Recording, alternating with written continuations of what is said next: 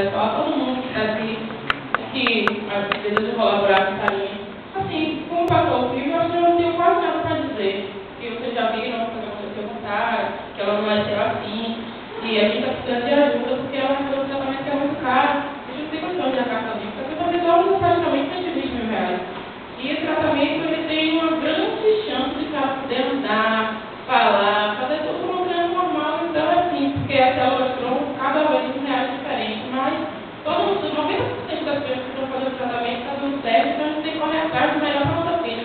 Porque, assim, quem tem um filho normal, vê o trabalho que dá para criar uma criança, escola, tudo, não tem trabalho para comer, para polir, para quebrar as coisas, para a escola, mas é muita coisa, sabe? Tem a Sara passou, terapia ocupacional, fisioterapia, Sara vai, está subindo e descendo todos os campos para mostrar para o pessoal.